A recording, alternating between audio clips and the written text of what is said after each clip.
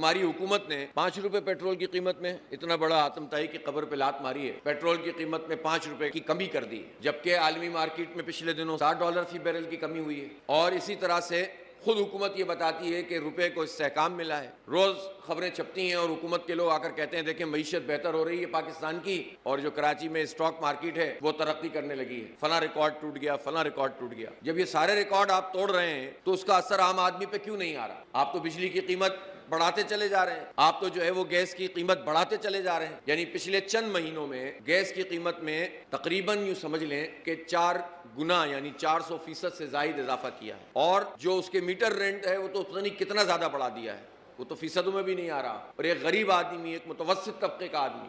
یعنی غریب لوگوں کے ساتھ ساتھ مزدوروں کے ساتھ ساتھ جو سفید پوش متوسط طبقے کے لوگ ہیں وہ بھی پس رہے ہیں۔ صرف ایک طبقہ ہے کہ جو اس پورے نظام سے مراحت حاصل کر رہا ہے۔ اس لیے اس ساری صورتحال میں ہم سب کی یہ ذمہ داری بنتی ہے کہ ہم اپنا بنیادی حق بھی اور اپنا بنیادی فرض بھی سمجھیں۔ ہم یہ چاہتے ہیں کہ اب یہ غریب لوگ، یہ مزدور لوگ، یہ محنت کش لوگ، یہ کسان جنہیں بکھیر دیا گیا ہے، یہ تقسیم ہے، اور جو سرمایہ دار طبقہ ہے، جو طاقتور طبقہ ہے،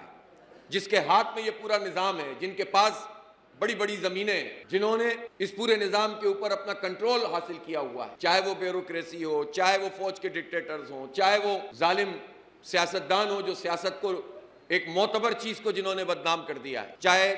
یہ جاگیردار اور وڈیرے ہوں کہ جنہیں انگریز نے مسلمانوں اور مقامی لوگوں سے غداری کرنے کے نتیجے میں جاگیریں عطا کی تھی، اور ان کی اولادیں ان زمینوں کے اوپر قابض ہیں اور کسانوں کا حق مارتی ہیں۔ تو اس ملک کے نظام کو چلانے والے وہ لوگ جو غلط طریقے سے اس پورے سسٹم کو چلا رہے ہیں وہ تو متحد ہوتے ہیں، ان میں تو زبان کی بھی کوئی تقسیم نہیں ہوتی، ان میں تو علاقے کی بھی کوئی تقسیم نہیں ہوتی، ان کی تو رشتہ داریاں ہوتی ہیں، بڑے بڑے خاندان ہیں، ایک آدمی فوج میں وہ چلا جاتا ہے، ایک آدمی بیوروکریسی میں چلا جاتا ہے، ایک کو کہتے ہیں کہ تم سیاست کرو۔ تو یہ سارے لوگ مل کر جو ہے وہ ایک طرح سے جو ان کے ظاہر اختلافات ہیں وہ ظاہر ہی ہیں، لیکن بحیثیت مجموعی ان میں اتحاد ہے، اور مزدور تقسیم ہے، کسان تقسیم ہے، عام عوام تقسیم ہے۔ ہم زندہ باد مردہ باد کرتے رہے، ہمیں قوموں کے اندر یہ بانٹ دیتے ہیں، ہمیں فرقوں میں یہ بانٹ دیتے ہیں، مسلکوں میں تقسیم کر دیتے ہیں، ایک دین کے ماننے والے کئی مسلکوں میں تقسیم ہو کر ایک دوسرے کے خلاف ہو جائیں۔ یہ لوگ ہمیں تقسیم کرتے ہیں، خود متحد ہوتے ہیں۔ آج سے اس بات کا عزم کر لیں کہ اپنا فرض تو ہم ادا کریں گے، لیکن جو ہمارا حق ہے اس کو حاصل کرنے کے لیے ہم متحد ہوں گے اور ان ظالموں کو تقسیم کر دیں گے۔